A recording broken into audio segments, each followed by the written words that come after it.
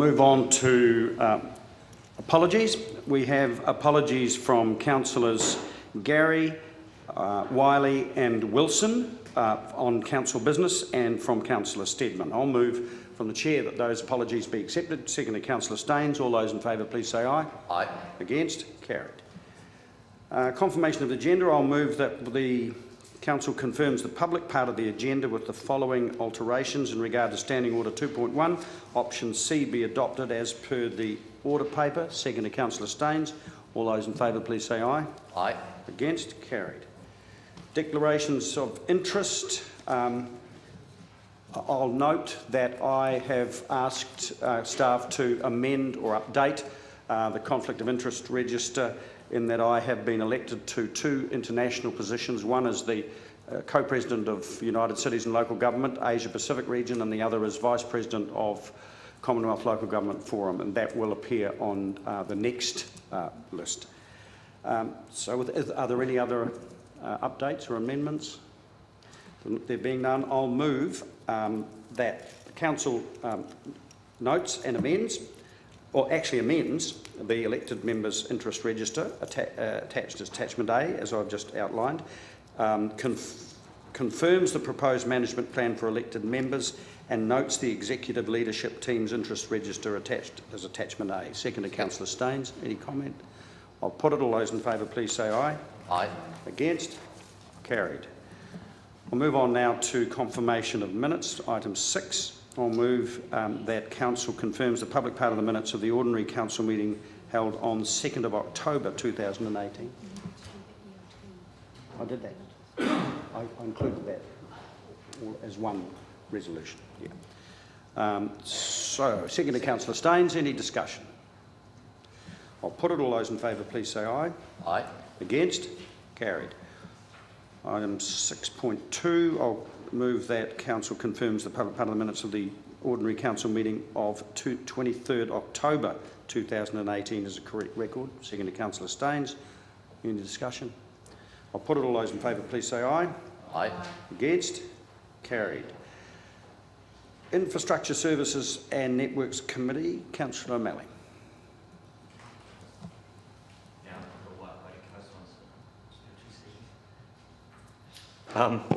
I move that the council notes the minutes of the Infrastructure Services and Network Committee meeting held on 15th of October 2018 and takes part C, items on the minutes of the Infrastructure and Network Services Committee on Monday the 15th of October in the non-public part of the meeting.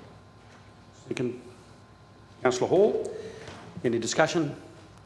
I'll put it. All those in favour, please say aye. Aye. Against? Carried. Item 8, Community and Culture Committee, councillor Hawkins. And tēnā koe, your worship. I'll move that council note the minutes of the Community and Culture Committee meeting held on 16 October 2018. Seconded, councillor Elder. Any discussion? I'll put it. All those in favour, please say aye. Aye. Against? Carried. Planning and Environment Committee, item 9, councillor Benson Pope. Thank you, Your Worship. I move that council notes the minutes of the Planning and Environment Committee meeting held on 16 October 2018. Seconded, councillor Newell. Any discussion? I'll put it. All those in favour, please say aye. Aye. Against? Carried. On to the minutes of the community boards. In the absence of councillor Wiley, is there anyone who wants to move a bulk lot, as it's normally his response? Councillor Benson Pope. Second, councillor O'Malley. Any discussion on any of those? There is none. I'll put it. All those in favour, please say aye. Aye. Against? Carried. Okay, we're on to the substantive reports. Item 16, Dunedin City Council Annual Report. And can I invite Mr Toombs and Mr Tan? Is Mr Tan and Mr Mahanza? You can welcome to join us. Kia ora.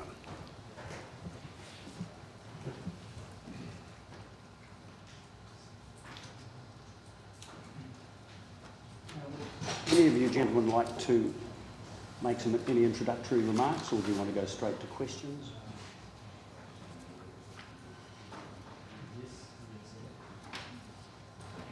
I think it's on, Dave. It's on. Okay, we'll be talking about audit annual reports and audit reports. I believe the Order. Okay. It was on.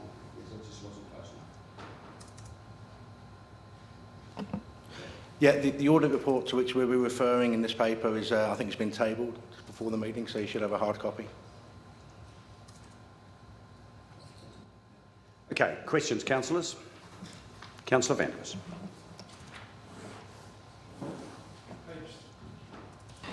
On page 36 of our agenda, it says, Mr Tan, that we confirm that to the best of our knowledge and belief, the City Council and Group, this is all together, has adequate resources to continue operations at their current level for the foreseeable future.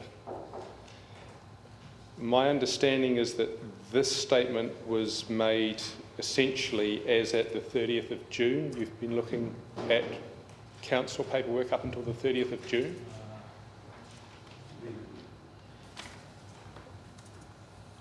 When we make that statement, the statement is valid for 12 months from today's date. From today's date? From today's date, yes. Okay.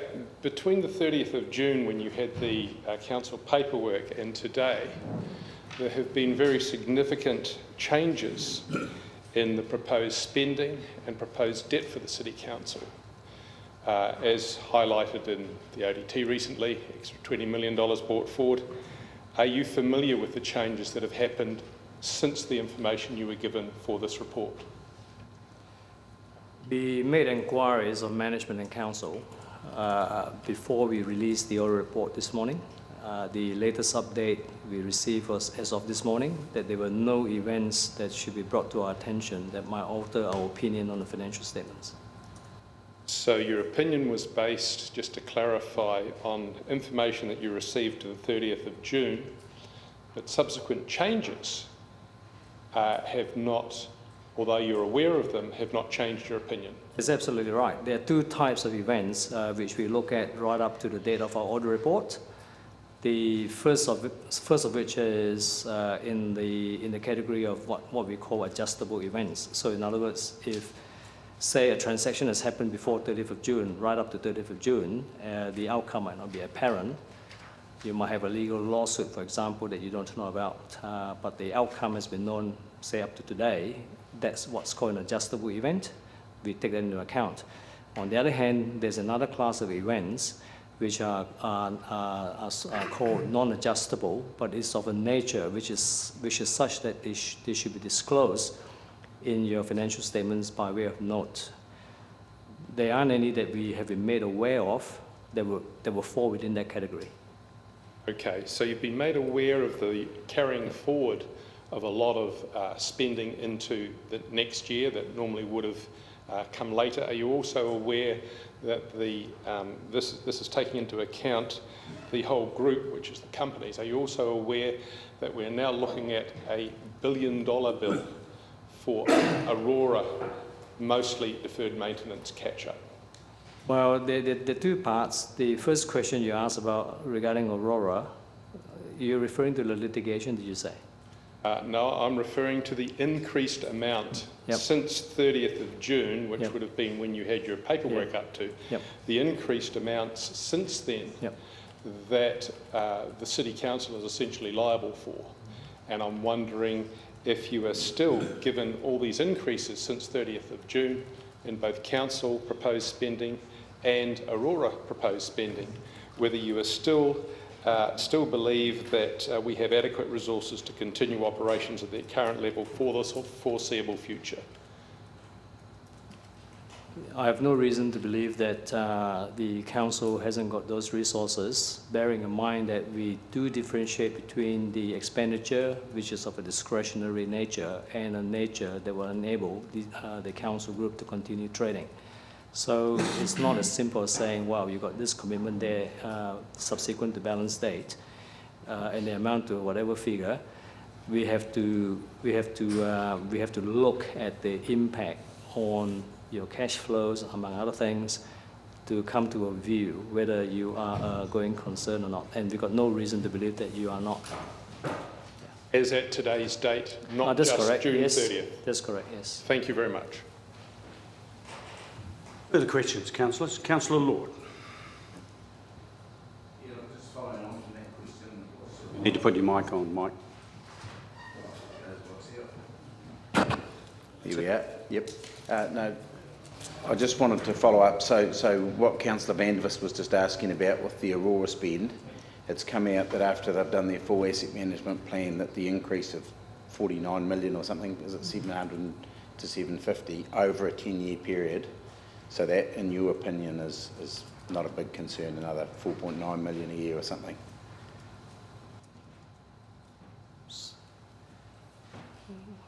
Well, we are very, how should I put it, aware of the Aurora plans, among other things, going into preparatory stage for submitting what we call a customized price path with the Commerce Commission.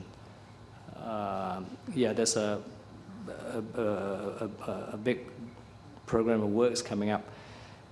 We're not quite there yet, but that's for Aurora to deal with.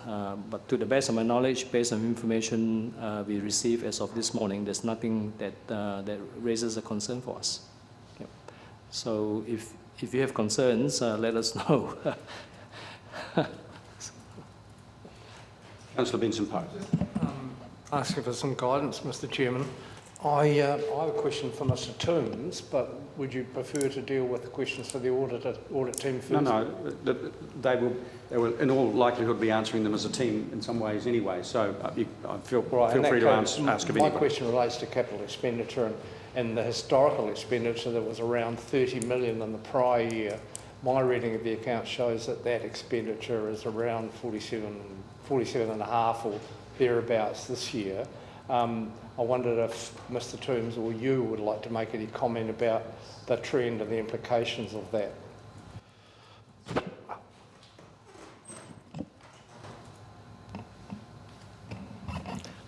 Yes, thank you for that. As you say, our annual report shows last financial year's infrastructure capital spending around 47 mil. The year previous to that was around 30 mil. So that suggests we're doing more. Importantly, there's two components to the capital expenditure. There's renewals and new. I think you're all aware of that. So, the renewals component often attracts a lot of attention for obvious reasons and good reasons. And I would just like to point out that currently we're averaging around 4 million a month in renewals capex work. A year ago, the monthly average was around 2.5 mil. I just want to demonstrate that a lot more focus on getting stuff done. This year's, so the 17-18 expenditure of 28 or 29 mil, it's more or less the equal highest we've had on renewals. This year's budget is currently 10 million more than last year's actuals. And current trends are that we're going to exceed this year's budget. So I think the underlying trend there is positive. And you don't often pick these things up just from looking at an annual report. Just to follow that up, one of the issues we've had around a lot of capital expenditure has been the capacity of the industry locally to perform whatever work it might be. Do you have concerns around that delivery constraint in terms of the capex you're talking about? I don't have any direct contact with the market, but talking to my colleagues who are directly responsible for delivering the capital program, they actually want to increase this year's capital budget, as we'll see in the next agenda item. They're positive they can get this stuff done plus more. So, as I say, they're closer to the action than I am, and their awareness is that the market can deliver what we want to deliver. Further questions? Councillor Elder. Thank you, Chair. I was just wanting to ask a question. How much of that budget is carryover budget from non-spent capital works from the years before? Can I suggest we cover that in the next item, which is the capital budget item? This is an annual report. The paper covers, next paper will cover that question, I think. Okay, thank you. Any further questions? Councillor Benson-Pope. Just a general question for Mr Town. Nice to see you again. The report that was tabled today, we've quickly skimmed it, but I see no concerns or reservations expressed in that document at all. Is that the case?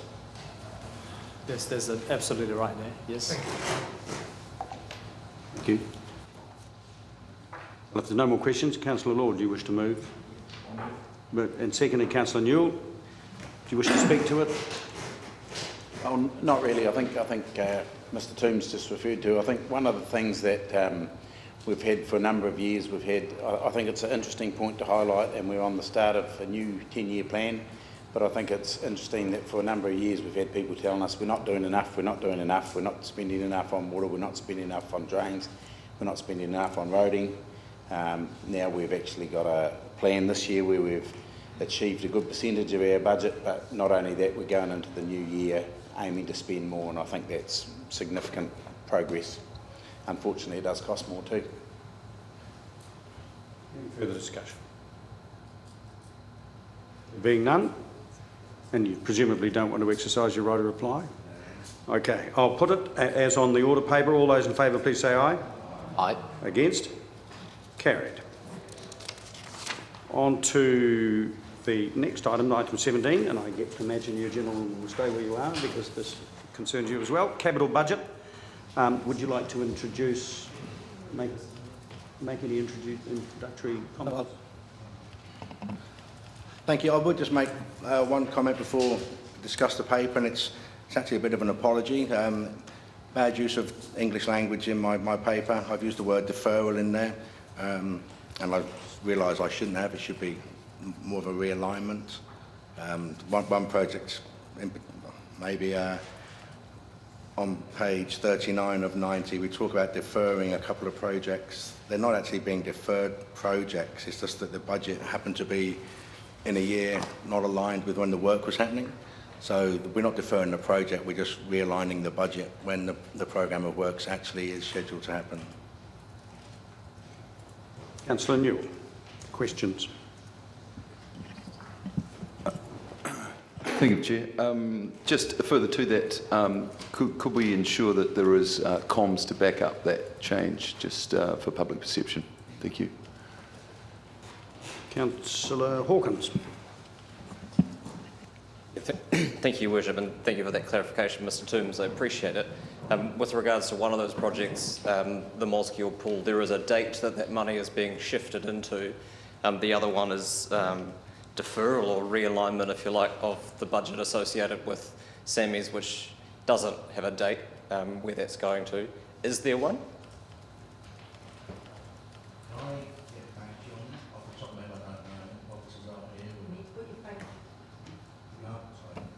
So I don't have that information off the top of my head, and I'd hate to give you an off-the-cuff answer which turns out not to be up to date and current. Would I be able to email councillors a response to that? Or unless there's an Actually, officer? David's here, so he'll be able to answer.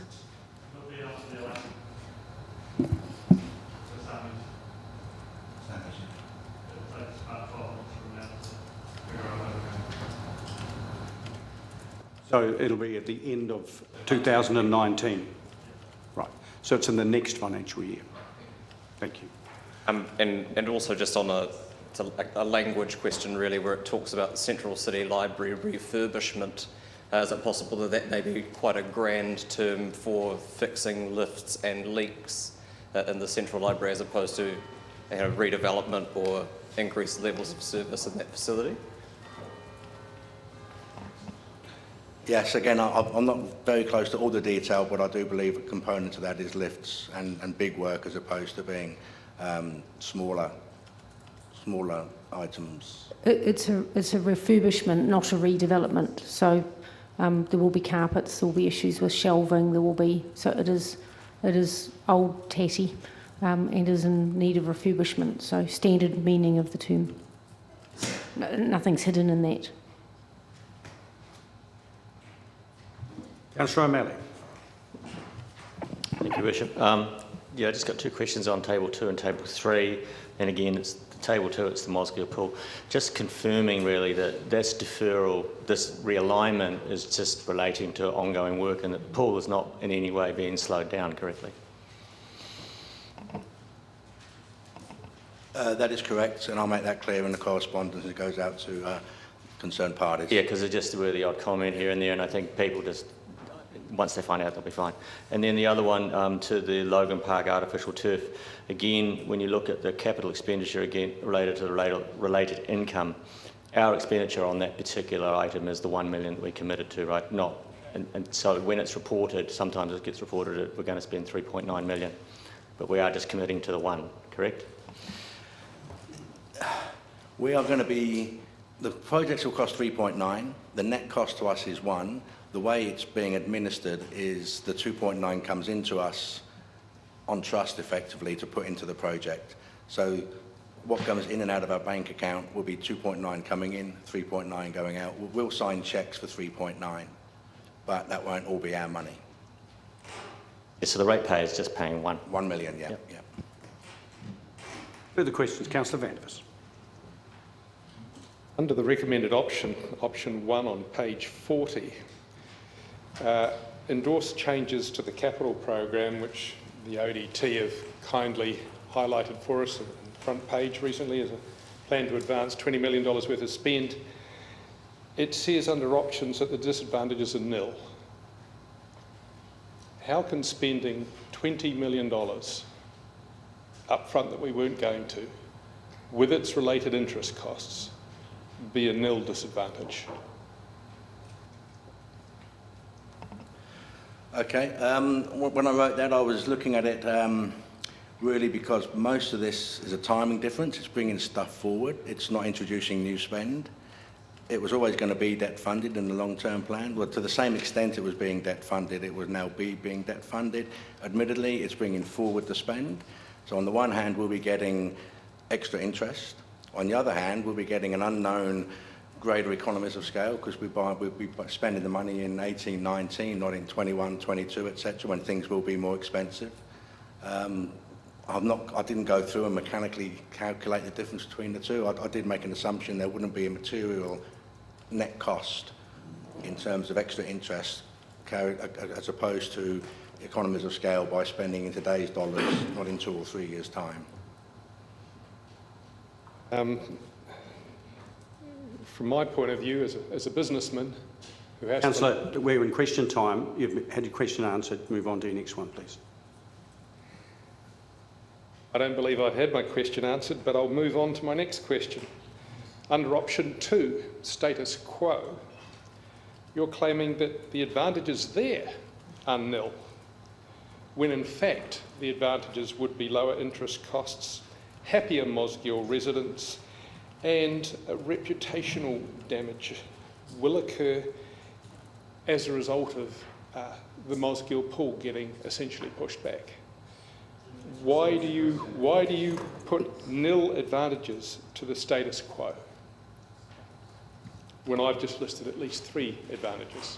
Can I just have a point of order over the clarification of the Mosgiel pool point, because I've already clarified that it is not being pushed back, so just clarification on that point, please.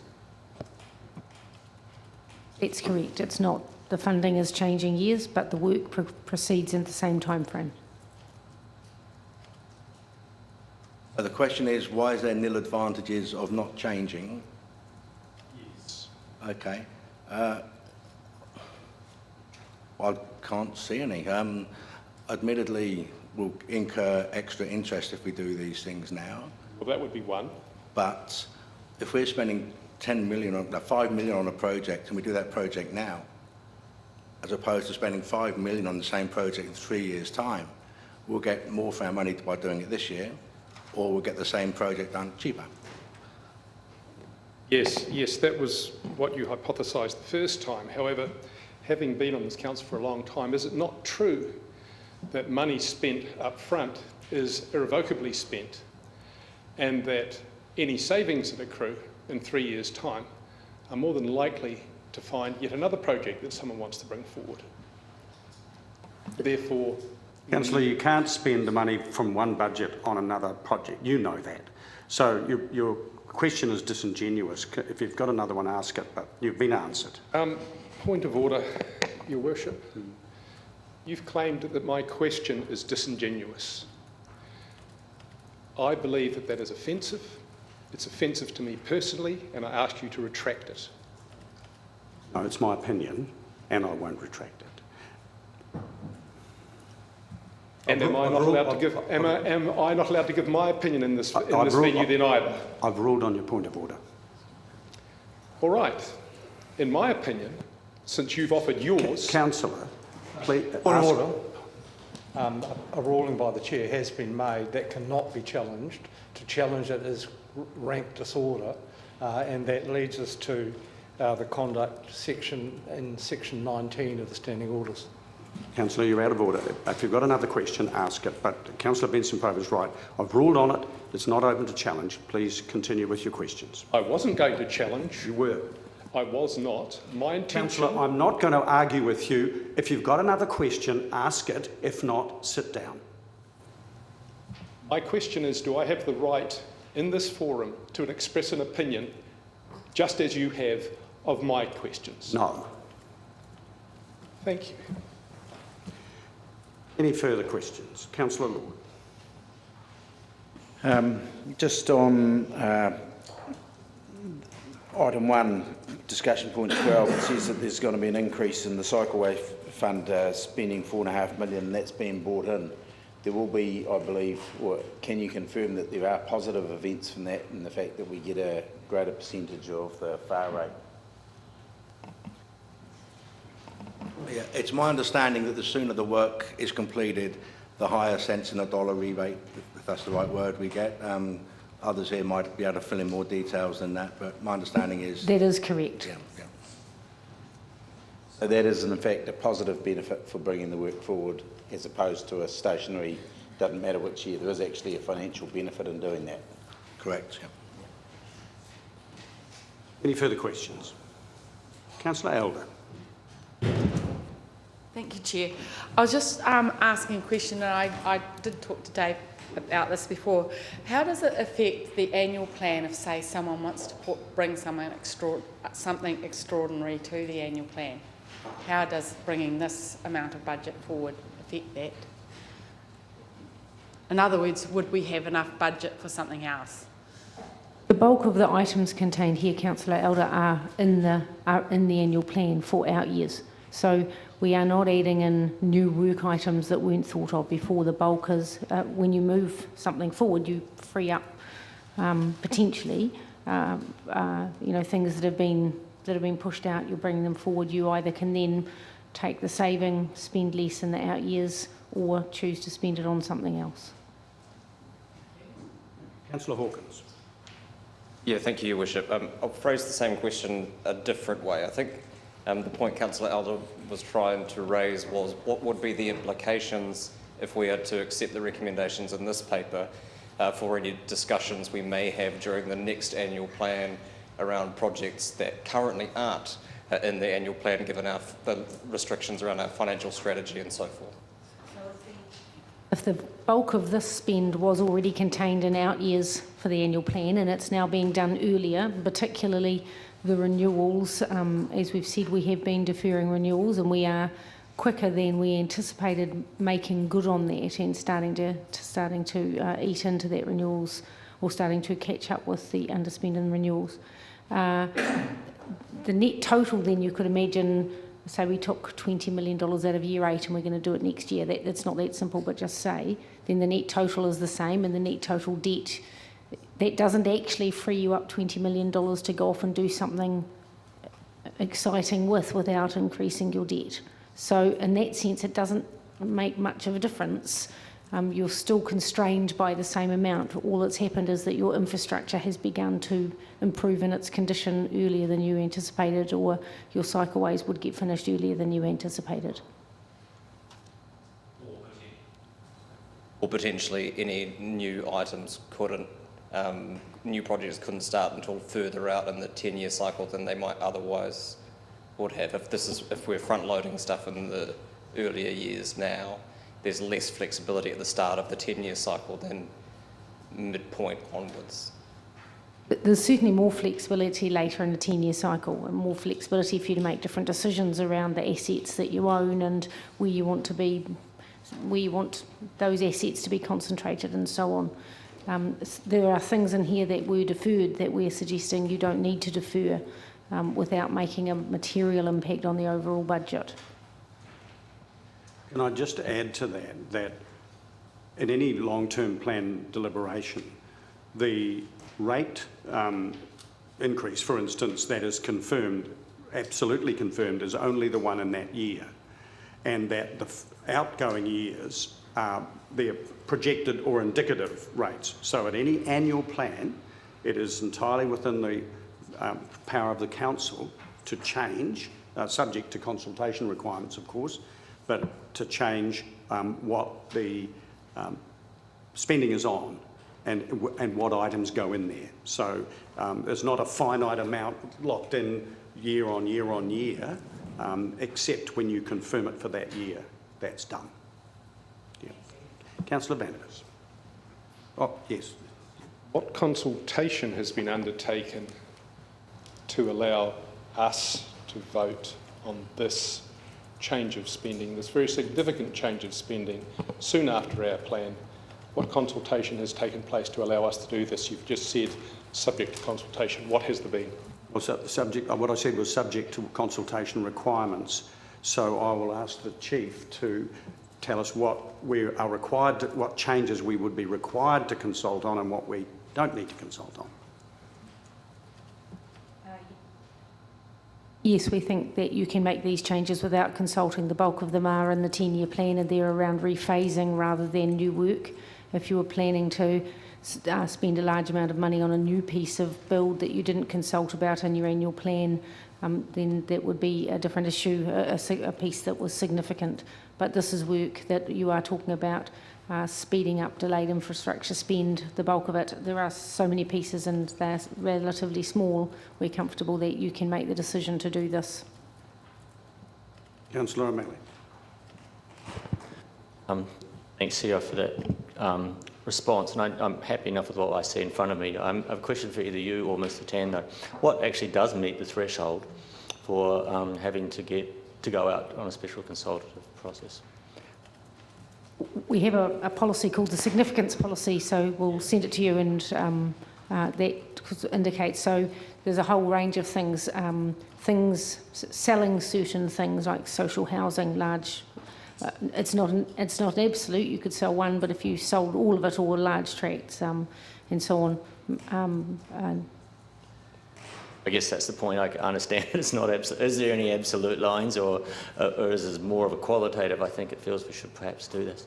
That seems a little unlike an auditor to give me that answer. I'll ask Mr Tan to speak to this too, but my understanding is that councils are required to have a significance policy, and then it sets the lines. Is that? Yeah, and we do. Any further questions? Okay, would someone like to move the resolutions on the order paper? Councillor Lord, second to Councillor Benson-Pope. Do you wish to speak to it, Councillor Lord? Mr Chairman, before you do, given what Mr Toombs said about the use of the word deferral, I'm wondering if those four motions on page 37 might not better, where deferral is used twice, it might not be more appropriate to replace deferral with rescheduling or realignment. I think it was the word you used. Yep. I think that's if that's the word we use, we should have it in here as well. Yeah, that applies to B and D. Yeah. So you're happy with that as mover, Councillor Lord? Yeah, I'm very happy with that. So that is on B and D, changing deferral to realignment.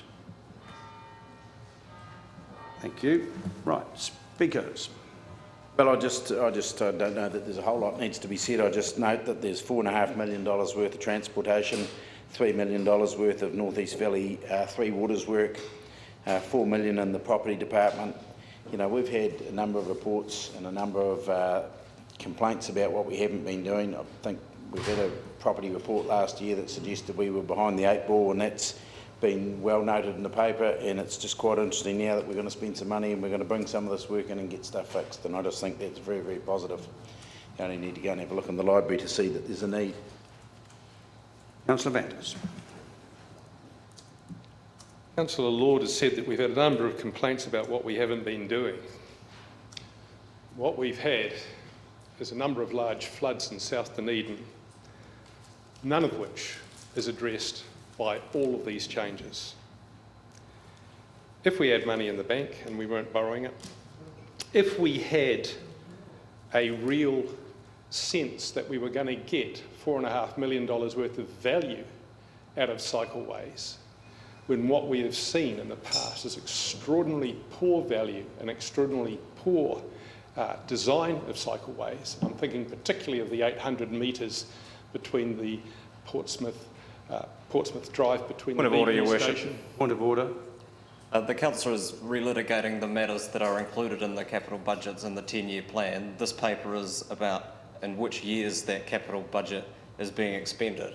So I would urge him to stick to the matter at hand rather than rehashing failed debates from the long-term plan process. I uphold that point of order. You are to speak to this budget, not the previous ones. I am speaking to this budget, Your Worship, and what I'm saying is that if, in my opinion, we were spending the money wisely on things that were well designed or had a chance of being well designed, then I could vote for it. But as it is, we have a long history of spending an extraordinary amount of money, ratepayers and taxpayers, on poorly designed infrastructure that is not high on what I believe to be the list of priorities for this city. The highest list of priorities should be drainage for South Dunedin. None of this is drainage for South Dunedin. We are looking at the final year. Another point of order. Oh, it's the same point of order that's irrelevant. Councillor Hawkins made quite clear what this debate should be about. Councillor Vanders is continuing his merry way of revisiting lost debates. Look, Councillor Vanders, you are actually relitigating the arguments that were had at the long-term plan hearing, and what you need to be addressing here is what's in this paper. I'm addressing its synthesis that's Councillor, in this paper Councillor, here. that's not the paper that's in front of us. No, but it, so but please it summarises the paper in front stick of to us. the report that's in front of us, and that. Don't try and relitigate stuff that that's already been decided on. I don't believe that any of the priorities in our current agenda paper, as summarised in the ODT article I've just been showing people, are of a sufficiently high priority to go above what we should be spending to make sure that drainage in South Dunedin is adequate for the next flood. I believe that to spend this amount of money and to bring it forward and to do it with debt is a mistake. There is very little in it that I see real value for Dunedin citizens. I recognise that we have deferred maintenance which needs to be caught up on. Look, I'd just like to... And I'm totally sick of these points of order. Well, I'd just like to point out that there's a $3 million spend there that is in the water department in Kaikoura Valley, and that's directly related to making sure there's less flooding comes through the tunnel. It's not, it's North East Valley. Councillor. It's North East Valley, not Kaikoura Valley. You've got that wrong. Councillor Lord, again. Councillor, you're out of order. I'm out of order? Yes, I'm trying to answer. He's just claimed Councillor, that North East Valley is Kaikoura Valley. Councillor, you're out of order. I'm trying to answer a point of order here, which I note in the past you have objected to when I don't, and now you're talking over me, so I can't. Now, your point of order is that my point of order that some of this money is going to directly affect South Dunedin. So you're drawing attention to what you believe yes, is... I did make a comment about North East Valley being Kaikoura Valley. Sorry, I'm wrong on that, but the reality of it is some of this money directly does affect. Well, in this instance, I'm not going to uphold the point of order because it's a matter, what you're talking about is a matter of fact. So, Councillor Vanders, would you like to continue?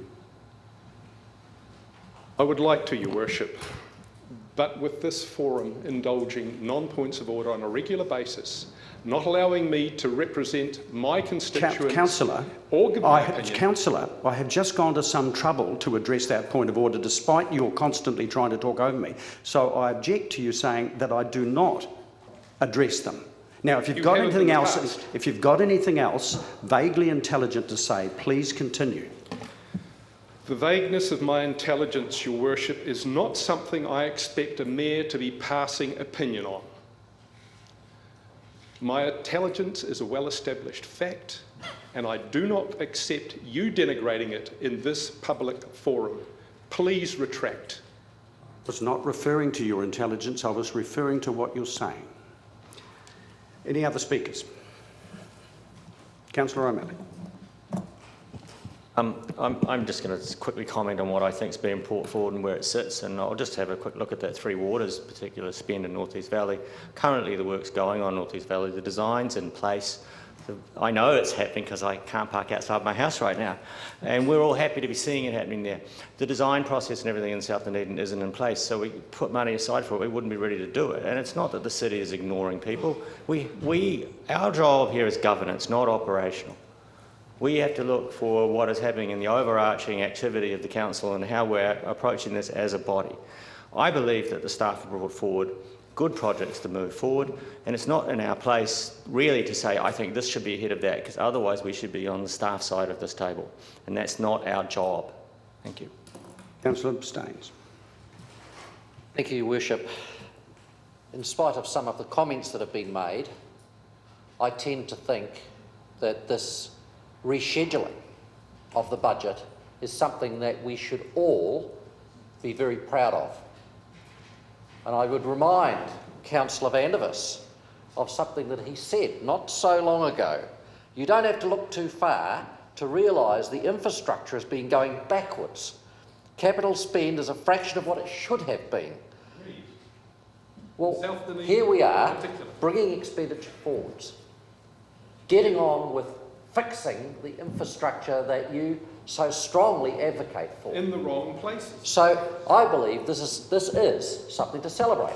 It demonstrates that the work that has been done by our Chief Executive in bringing additional highly qualified staff on board to prepare the projects that we need to do in our infrastructure is resulting in us being able to deliver those projects more quickly and therefore to catch up in that deferred renewals program.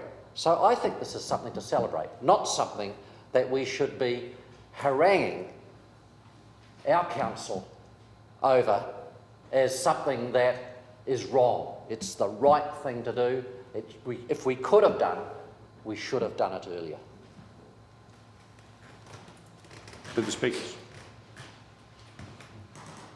Councillor Lord, your right of reply. I would just say, like I said at the start, there's work going on right now to help South Dunedin residents. The same is happening, there's planning, and there's 2 pump stations to be reconfigured or rebuilt or increased in size in Mosgiel. There's significant work happening from the Water Department in particular to prevent problems in the flooding coming up. I think this is a good spend. Right, I'm going to put it. All those in favour, please say aye. Aye. Against? No, record it, please. We record that for Councillor Vandervis. Thank you. Okay. Thank you, gentlemen.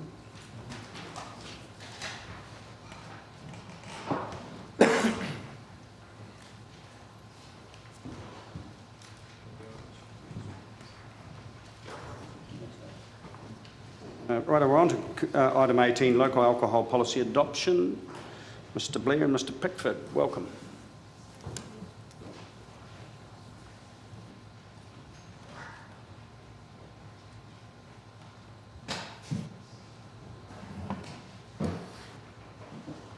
Al, would you like to introduce this? Happy to take questions. Questions, okay. Councillors, questions on this, the local alcohol policy adoption? No questions? Do you move? Councillor Hawkins moved. Councillor O'Malley second. Councillor Hawkins, do you wish to speak to it? Thank you, Your Worship. Only briefly, and only really to thank staff for the years of effort that have gone into trying to progress this. There are still a few of us around that waded through 4,263 submissions or whatever it was that we received on this. Certainly the most submissions that we've received on any single topic in the time that I've sat around this table, which gives a sense of the degree of public interest that there was in the local alcohol policy process, as hamstrung as that may have subsequently have been by the decisions made by ALA, and it's certainly not what we have before us. Certainly isn't the decision that the committee made in consultation with its community 4 years ago. But I think it is a start, and I don't think that adopting this and taking our role seriously in terms of trying to reduce alcohol-related harm in our community prevents us from further advocacy and lobbying efforts outside of this process to get a little more teeth perhaps, or a little more flexibility within the legislation to allow for local solutions to local problems, the likes of which we haven't been able to see made manifest this time around. So thanks again to the staff for driving this. It must be a relief to have this done and dusted for now. And look forward to seeing the results of this in the coming years. Thank you. Councillor Newell. Thank you, Your Worship. Yeah, I'd just like to echo those comments from Councillor Hawkins. Thank you. Thank you very much to the staff for the work they put in. This is not exactly the policy that we wanted. It's not exactly the policy that the community wanted, but we were hamstrung and held to ransom to a certain degree. So we do have a lot of work to go to reduce alcohol harm in our community, but thank you very much for the efforts you've made. Any further speakers? Well, I'd like to endorse Councillor Hawkins' comments that a lot of effort went into this. We have made progress. This is an improvement, but it is almost one step forward and 2 steps back, it seems, in this process. So I would hope that, despite the fact that the conclusion of this gives the staff a break, I think we will probably be putting effort in the coming years to achieving better controls than we've been able to achieve this time. And that may take a law change, but if that's what it takes, then we will be agitating for that and continuing to. Councillor Hawkins, do you wish to exercise the right of reply? All right, I'll put it. All those in favour, please say aye. Aye. Against? Carried. Thank you, Andrew. Next Simon. Item 19, Councillors, Dunedin Waterfront Vision Project Update. You're going to handle this, are you? Oh. Ms Pinfold, you're coming up. Yeah, welcome.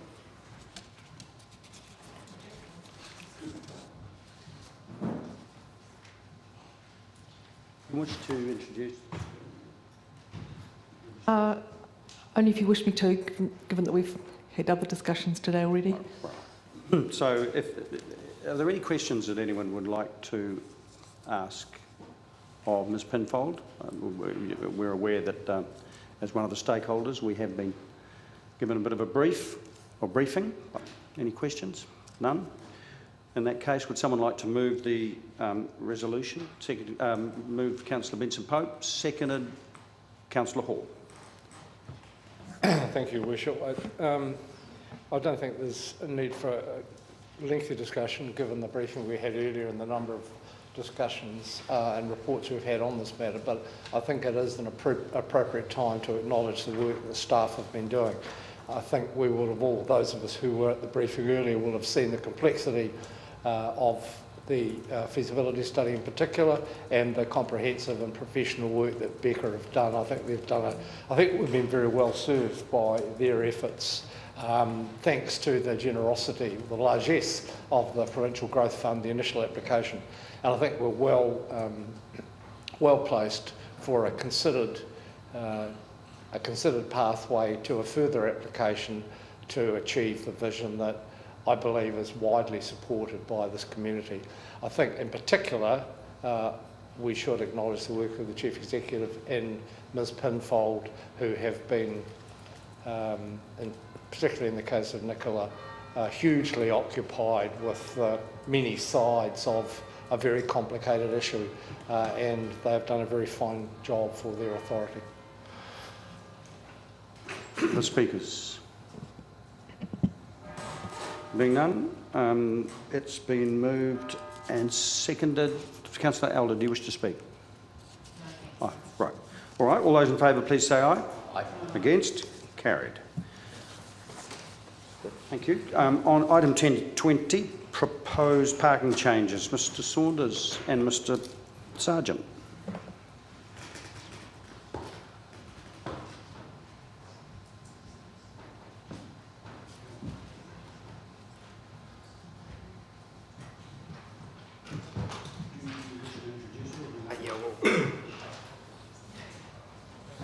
Afternoon, councillors. So the report that is in front of you today is the first parking report since the changes to.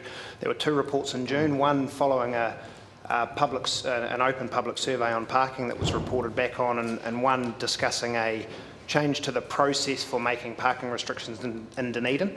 So this report today is suggesting a range of changes to go out to consultation, which is the first step in the new process that has been implemented. So that process would see public consultation on those changes, considering submissions through the bylaw subcommittee, and then a recommendation back to council before any final changes are adopted. So that's why you'll see through the different, or the 5 different changes proposed, there's quite a range there.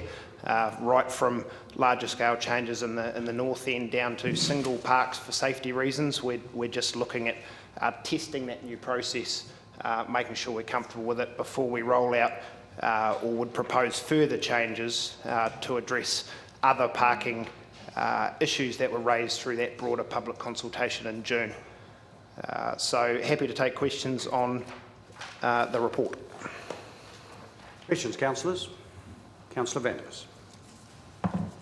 This question's probably for the Chief Executive, and I have asked it in a different way before, and that is, has there been any year since you've been Chief Executive that the DCC has added to our total of on-street parking? I think we've answered that before. We haven't. We don't have any way to determine that. We haven't done a count. And I think when you asked for it under Lagoima, or asked me anyway, we said it would be very exhausting amount of time and effort for staff to go back and do an annual count and try to see if they could plot these things.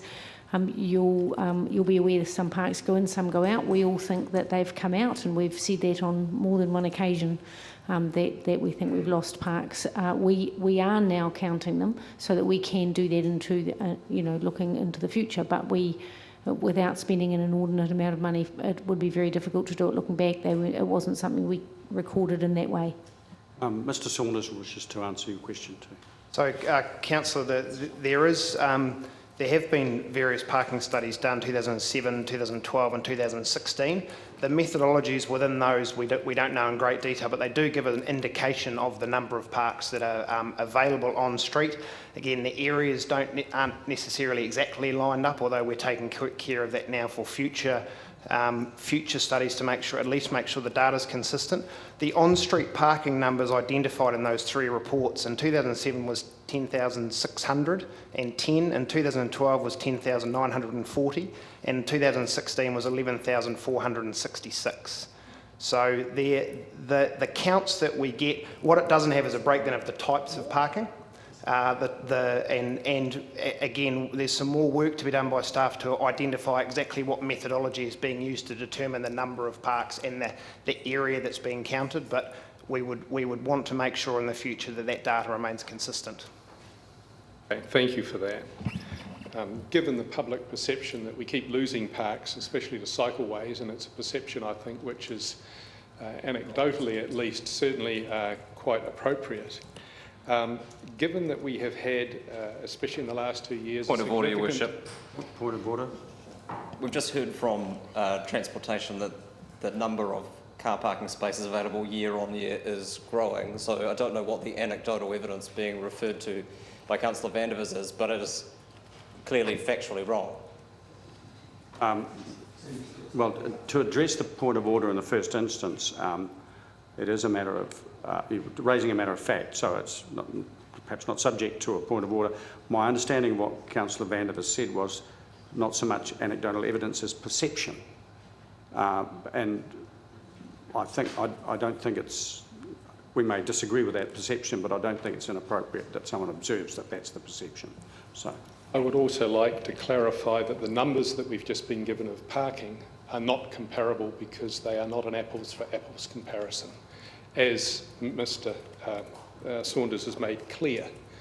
So the claim that we have had an actual increase in parking numbers is not one that can be made, and that's been explained, I think, quite well by staff.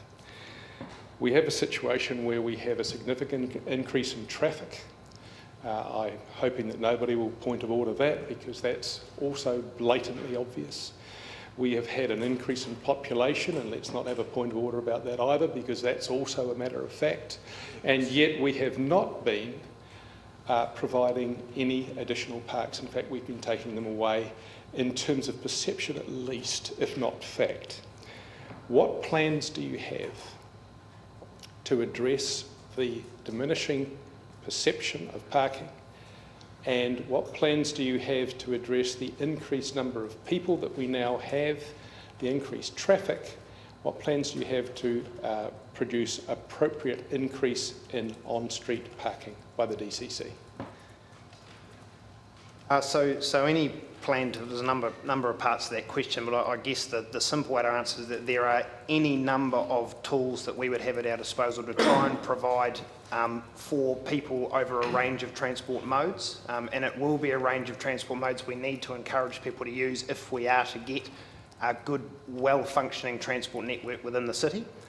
There will always be a demand for people in private vehicles that we need to provide for, and we would we are always looking at the way we set up our street space, be it, so an example of that would be the changing of parks from parallel parks to angled parks to fit more in, which we've done at the north end of town as a response to some of the early cycleway work in the north end, and that essentially provided an offset for the parks that had to be taken out on the one-way. So we are always looking at that.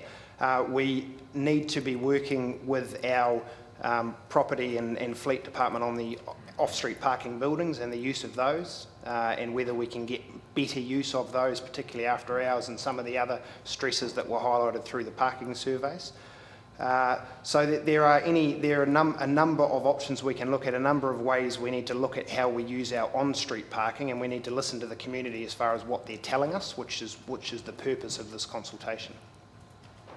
Given the proposed parking changes and the loss of 150 parks for all-day commuters, what advice do you have to those 150 commuters that can currently park in uncharged areas on the periphery of town and in Vogel Street? What is your advice to them in terms of getting to their job if we go ahead with these proposed parking changes? It's 150 commuters every day. What do you propose they do? Well, we don't know that there's 150 commuters using those parks. There would be a range of uses for those parks. A number in that area could be student flats. We know that there are a number of properties around there, and those parks are taken permanently. There would also be a number of commuters using those parks. My point is it won't be all 150. Of those that are using it, we would be suggesting that there will still be parking provision for them further away. There are alternate transport arrangements through the public transport network, and or carpooling, and there is further work to be done in a sustainable transport space, working with the big employers around the city and the ORC in their public transport space and our own transport network to provide those opportunities for people. So are you suggesting that the people that are now parking around my house in Roslyn and around the Green Belt, who are already walking some kilometres to get to the centre of town, that they will have to walk from further away, and that other residential areas are going to see this influx of parking as well? If they're expecting to be provided with all-day free parking, yes, it will become more difficult to find that in the centre of the city. Thank you. Councillor Elder. Thank you, Chair. I was just a question actually I sent to Nick earlier. And as we say, that area is congested around the university. You've got the university, you've got the hospital as well. And I note that the university is meant to be working on, they're short 400 parks under the formula. I was just wondering what work's been done in that area. I note that some of this could actually create further congestion further down the line. I just wanted to know what's happening in that space. Yes, so the university, the number of parks the university should under their equation that they have it's decreased significantly since the Whitcliffe Street, the Whitcliffe Press car park opened on Albany Street. They are still slightly short, but that is also decreasing again when as their capital projects complete and it frees up more car parks. So it's not 400 to the best of my knowledge, but I could provide an update there. The university are undertaking a study of their own parking on campus at the moment, just to see how they utilise that space. I think they've recognised that the way that space is allocated perhaps could be done slightly more efficiently, and that's something they've undertaken to do and report back and work with our on-street parking program just to, again, I guess, better use the total of space that we have available. The hospital is a pressure area and came up very strongly in the public consultation process. Obviously, there's a project going on at the moment around the design of the new hospital. That's not going to solve the issues immediately for us. But again, we are in discussions around tools that we might have for night shift staff to access car parks, or other tools such as what's proposed in this consultation, where we remove time limits from car parks to allow people more flexibility to stay if they're unsure of how long a hospital visit might take. So there's other mechanisms within the charging to provide better tools for people. Oh, thank you for that answer. I do have another question as well, and that is in the Vogel Street area, because I sort of went round there, and some of the businesses are finding it hard for, if they haven't already got car parks with their business, which some of them have, are finding it really hard to park their business vehicles. And I was just wondering if any work has been done on that.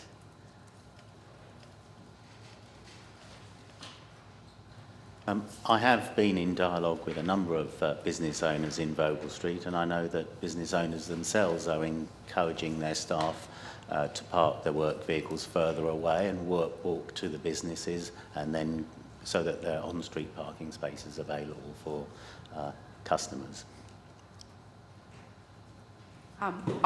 More specifically, some businesses need a vehicle, like, for example, say a curtain place, they have to pop out and visit and things like that. It was more for the people who needed a business vehicle in the area. That was more specifically. Answer that question is that we would normally expect businesses to provide for their own spaces and their own needs as part of doing business. Thank you. Councillor Hawkins. Thank you, Your Worship. Just a process question, really. It says from here that submissions or feedback will be considered by the bylaws subcommittee, which doesn't have a membership. It's chaired by Councillor Wiley, but sort of by default everyone is a member.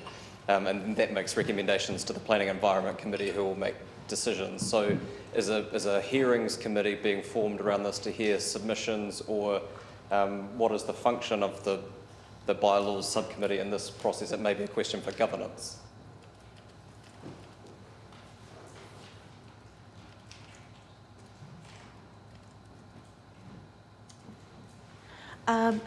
There have been councillors appointed to the bylaw subcommittee, and it is proposed that they will be meeting in November just to consider the feedback received.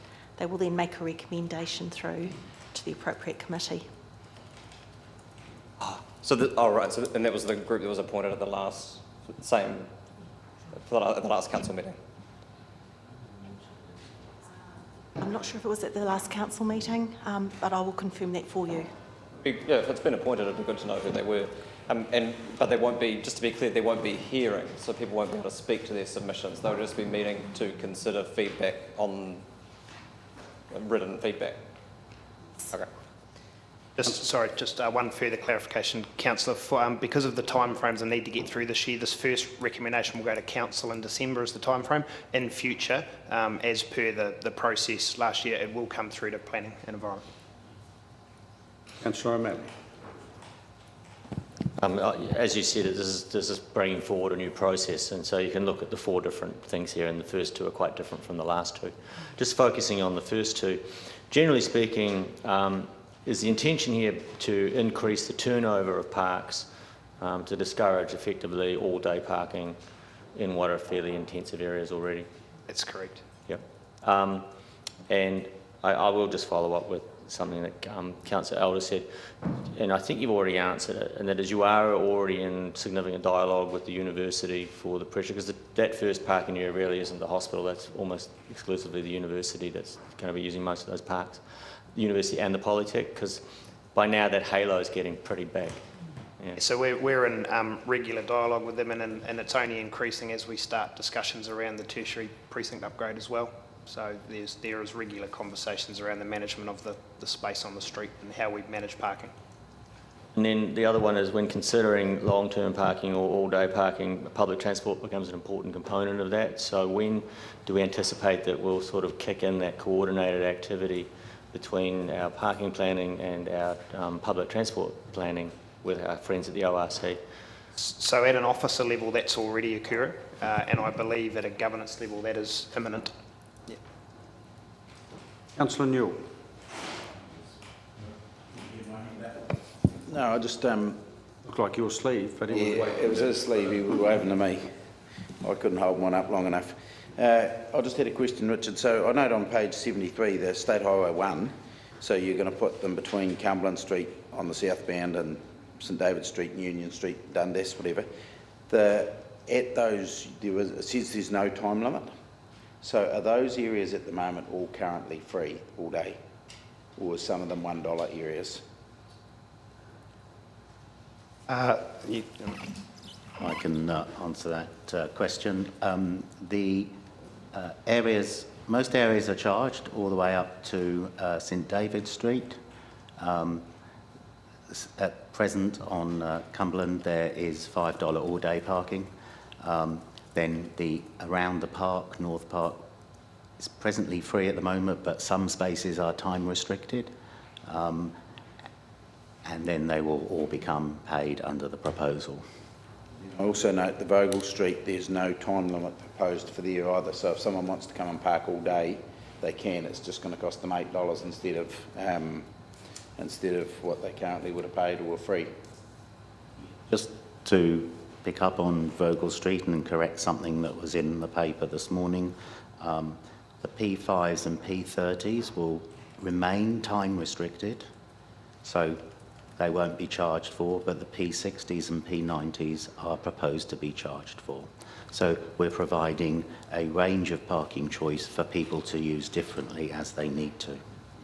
Yeah, there's no proposal to charge for the Fairfield School, the area there that's changing, so it's just about installing different parks to actually maximise, make more parks. It is, and it's also one of the, so that area is included in the current consultation on speed limit changes around the schools, which went through recently, and this is seen as supplementing that or working with that to provide a safer environment. So it's not just necessarily about the school, it's about how we set up the road space again as well. So no charging here, it's just better management of the space that's there, trying to make it safer. And the remaining 3 are all changes for either, well, the Bucklow Street or whatever it's called, Bucklow Street, that's a safety, and the other 2 are just for the buses to work and operate. That's correct. Councillor Vandervis. I've had my question answered, thank you. Oh, thank you. Any other questions? All right, would someone like to move? Councillor O'Malley, second to Councillor Hall. Do you wish to speak to it, Councillor O'Malley? Any other speakers? Councillor Vandervis. In the time that I've been on council, parking has always been a short straw committee to be on. I recognise that it's difficult in any city, but I also, from a bird's eye view of the city, recognise that a lot of the changes lately have resulted in great long strips of unused asphalt, I'm talking about the cycleways, and a lessening of the number of available car parks, especially for commuters. I get anecdotal complaints from businesses who simply can't operate anymore because of the changes that have been wrought in parking, especially in places like the Vogel Street area. A fairly large business there was forced recently at significant cost to move to Kaikorai Valley Road, where there is parking, where people can access them easily, and where their staff can find somewhere to park. There used to be a lot of informal commuter parking under the large overbridge and wings in the Vogel Street area. That parking was dispensed with at some expense by putting in a lot of chains and posts to create essentially just barren dirt patches that were unused. I believe that the negative parking effects of a lot of the changes like those proposed today are going to have the long-term effect of making some businesses in the central city area unviable. They are going to hasten the demise of the centre city and drive people to operate from home via the internet rather than go and pick something up at a business because they simply can't get a park anymore. I think that we have had a misguided policy of trying to force people onto buses, and despite the valiant efforts of the ORC and a slight uptick in bus numbers, parking remains one of the serious issues, like drainage in South Dunedin, that we simply haven't addressed in this council. Until we address parking, and we need to address it seriously, I believe that we should have actually a target every year from now on of producing or making sure that there are at least 400 or 500 extra parks available in the greater CBD. A, because they're needed now, and B, because we have an increase in population for the first time in many years. The last couple of years have seen a significant increase in traffic. If we, as the council, abrogate our responsibility to provide parking for that traffic, then we basically are going to create a kind of arterial sclerosis for the city, a clogging up of the arteries that feed the businesses and feed the economic viability of the central city. The positioning of the hospital smack bang in the centre of one of the most parking poor areas of the city is going to make that even worse. All the construction issues that we're anticipating are also going to impact negatively on parking, even though it may only be temporary for a year or two. We have had massive temporary, non-temporary impacts because cycleways have taken priority over parking. I think that we've done this all wrong.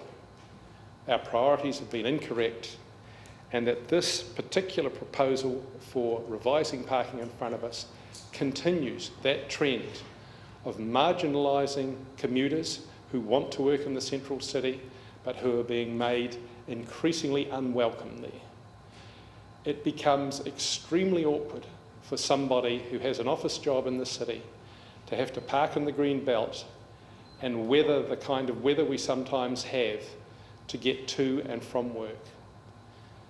It's not just the green belt and the inner suburbs that are suffering now, but many homeowners in outer suburbs, I'm talking of my own suburb in Roslyn, other places, where I used to be able to get a park on the street.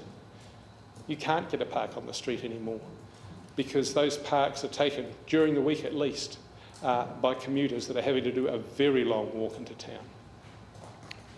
I think that we actually have the space in Dunedin to provide adequate parking for those commuters and for the other people that want to use our central city, but we just haven't organised that well.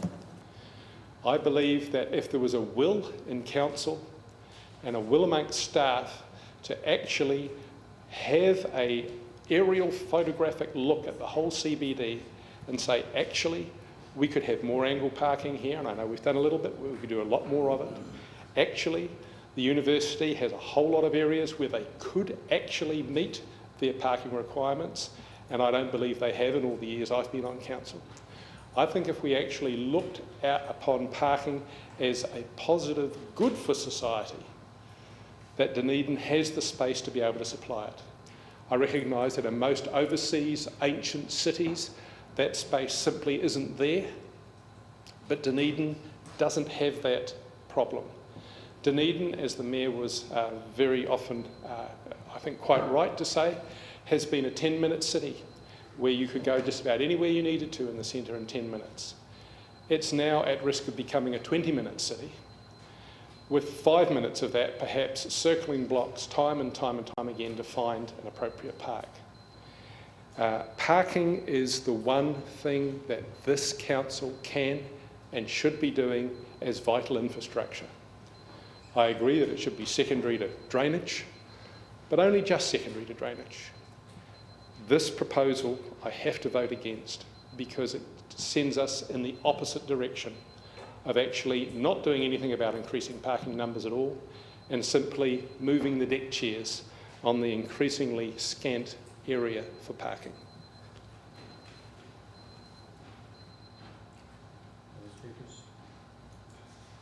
Well, I'll be supporting this motion. I just note, following up from Councillor Van Diers's views, this doesn't involve any loss of parking at all. This is... Point of order. 14 parks being lost in Vogel Street. It says so on You're quite right. I stand corrected. Thank you. But in the main, in the Vogel Street area, it's a reprioritisation. But I would point out that even if it did, experience around the world tells us that reducing parking increases business. It increases trade. That's been the experience in Auckland, and it's been the experience in a number of overseas jurisdictions. And in fact, there was a study done in some part of New York which showed that the fewer car parks that were allowed, the more people were employed in that area. That's the effect, because parking is essentially dead space. But I think the more important point here is that the roadways are there. They provide a finite amount of space. That's all. You can't expand that amount of space. So there is only so much parking you can get on there. And there's not enough, frankly, if the number of commuters is rising and if the number of cars in the community are rising, if you've got a finite space, at some point you're going to realise that you're not going to be able to provide on-street parking for all the commuters and all the cars. And the fact that it's a 10-minute city doesn't make it any bigger, it doesn't make any more space. And indeed, this is a matter of reprioritisation, and that includes cycleways, it includes pedestrian ways. It's about enabling our community, many of whom, including 40% of the people in South Dunedin, don't actually have access to a motor car. So we actually have a responsibility to enable alternative means of transport in the city and alternative means of getting around. I was challenged in the street the other day by a guy who said he'd moved from overseas, he'd lived in a city in Europe, and he was outraged that he actually had to buy a car in Dunedin in order to be able to get around because the other means of transport simply weren't adequate. So we have a bit of work ahead of us, and I think that there's a good argument to target, rather than having a target of more car parks, I think there's a good argument to reduce them each year, which has been done in some places around the world, and they've had extremely positive effects both in health, in employment and in business as a result of reducing the number of cars in the middle of the city and getting more people onto bicycles. But the most important point I'd make about this particular resolution is that it's being put out, it's for consultation. This is not a decision we're making here. We're coming up with some ideas, we're putting them out to the community, and we're asking the people who are being affected by it, what do you think? And I think that to vote against asking our community what they think is perhaps a dangerous precedent. So, are there any further speakers? Councillor Lord. I'll just have a clarity. I just see on the Vogel Street, page 75, it says at the bottom, this proposal makes no change to the number of parking spaces. And I'm just wondering, Councillor Vandervis said it was a loss of 14. The losses are Great King and Moray due to the construction of the bus hub. So not through a removal of, not in Vogel Street. Yeah, no parking. All right. Who moved that? Councillor Amanda, do you want to write a reply? Fire away. I think, again, we're really talking about the first two planning changes here that are going out rather than the last two. Any city that grows has to eventually start to ask itself a question of where and when it's going to start treating the commute differently. And we are at that cusp for this city right now. Small towns can put aside their streetscape for workers to drive to work and park their car, but once you get to a certain population, you simply don't have enough streets to do it. You also don't have the street volume to take individual vehicles, whether they be electric or self-driven in the future. They'll still be 2.5 metres long, and they'll still end up taking up the same pace per person. So we are on the cusp of having to start changing our attitude to transport. So I'm actually going to go off on a small tangent and come back, and that is, we currently are not considered for transitional rail under the government spend. Yet we have an intact rail system, and we have growth to our south of the city that could take transport tomorrow, and we could bring people right into the centre of town very rapidly. I think we need to start emphasising how we're going to move people in and out of the city while we maintain its compactness, and then recognising that for certain people at certain times of the day, generally outside of the commute, they will be preferring to use a car, and we'll have to deal with that. This turnover of car park spaces actually addresses those people who enter the city for 1 to 2 hours and then leave again. And we are basically saying we are favouring those people over those who are parking here for their day's work. If you are coming in and out for your day's work and you live in a city, you are going to have to take, if you want the advantages of a city, you also have to take the burdens of a city. And one of the burden of a city is that you will not be able to drive to the centre of town yourself. I lived in some very big American cities, and I can tell you my experience in Philadelphia. It had a fantastic public transport system. It had a big feel of Melbourne. But then in the 1990s, a lot of developers to the south bought large tracts of land, and that whole area was completely served by cars. And now it touches Delaware. That city is just shot across. It's a 3-hour commute from the outskirts of Philadelphia now to the centre of town. So if you want to put 6 hours in your day, you go and give yourselves over to the car. If we go up in population, we have to have a system that takes everything into account. And I think I actually laud Transport for doing this review of parking, because it's the start of what will be a series of steps we'll have to take. And this first step is to acknowledge the fact that we are a city and not a town. Thank you. Okay, I'm going to put it. All those in favour, please say aye. Aye. Against? No, recorded, please. Councillor Vandervis, thank you. Carried.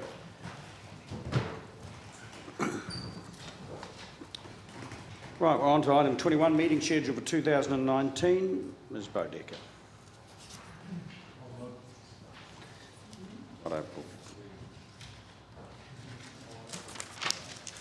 Do you want to introduce this at all, or do you just want to go to questions? So, are there any questions on this, councillors? Right, it's been moved. Seconded, Councillor Newell. Do you wish to speak to it, Councillor Benson-Pope? Are there any other speakers? There being none, I'll put all those in favour, please say aye. Aye. Aye. Against? Carried. On to, you're up for both of them. Yes, item 22, appointment of an electoral officer. Do you wish to introduce this? Any questions on this, councillors? Right. Move, councillor. Oh, you've got a question. Yeah. Is Mr Morton based in Dunedin? No, he is not. He's based in Christchurch. Councillor Hawkins. Thank you. Just following on from that then, in terms of the local human interface with prospective candidates or whatever, are you anticipating that the Deputy Electoral Officer will be a larger job than it may have been? And are you comfortable that there is adequate resourcing within the governance team to be able to support that? So I am comfortable with that, thank you. Thank you. And we're quite comfortable that there's capability at the Deputy Electoral Officer level, are we? I sincerely hope so. Good. Any other questions? All right, would someone like to move? Councillor Hawkins, second to Councillor Hall. Any discussion, speaking? I'll put it. All those in favour, please say aye. Aye. Against? Carried. And I'll move from the chair. That's the end of the public part of the meeting. I'll move from the chair of the meeting, move into non-public for the reasons outlined in the agenda, and that Ms Adams, General Manager of DCHL, be permitted to attend that meeting to speak to item C4 to provide assistance in relation to the matters to be discussed. Second to Councillor Staines. All those in favour, please say aye. Aye. Against? Carried.